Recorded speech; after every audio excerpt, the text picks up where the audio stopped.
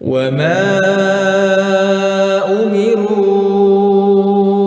إلا ليعبدوا الله مخلصين له الدين. Bismillah. Ini panjang juga. Sebelumnya terima kasih. Anda ingin bertanya mengenai muamalah. Kasusnya, dalam suatu muamalah terjadi akad bagi hasil antara modal dan bisnis 50-50. Nah, di perjalanan si pebisnis menggabung untung yang dia dapatkan ke dalam modal dan diputar lagi.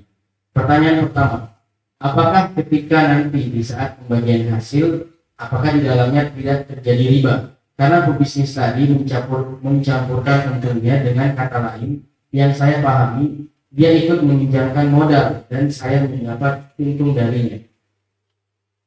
Tidak, sebenarnya pertama, kalau ada di tambah modal, harus kesepakatan dua ini, harus ada kesepakatan lagi. Dan sekarang dia menyerahkan yang lebih banyak daripada yang pertama tadi. Jadi sebelum kita lakukan itu harus ada kesepakatan antara yang musyarakah yang bekerja sama itu, bekerja sama. Kalau dia langsung masukkan,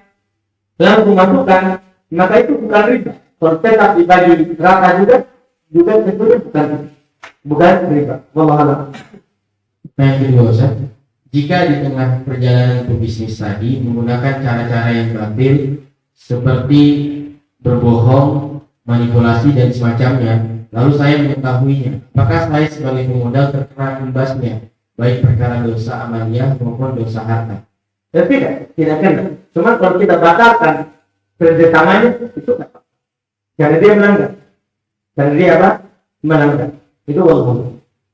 Yang ketiga, Ustaz, jika di tengah perjalanan bisnis, si pebisnis tidak amanah seperti dalam laporan dan bertindak sekehendaknya atau sepihak, lalu hasilnya rugi, apakah pemodal berhak menuntut kerugian karena kecerobohan sepihak pebisnis? Iya, kalau dia ceroboh, tidak amanah, bisa. Karena dia ini, kalau dalam masalah kerjasama itu, kalau bukan atas kecerobohannya, itu dimaafkan. Itu namanya rugi sama rugi. Tapi kalau dia sengaja hilang barangnya, dia ceroboh, maka bisa dia tuntut kerugian.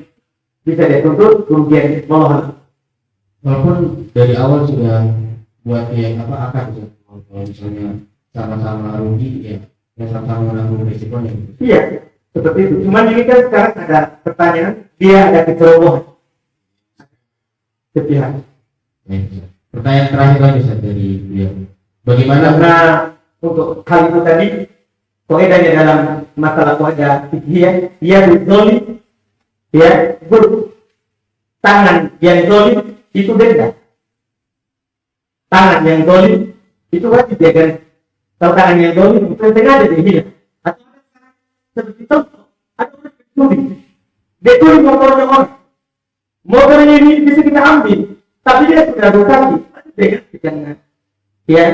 Tangan zolim itu adalah tangan yang zolim. Itu bohong.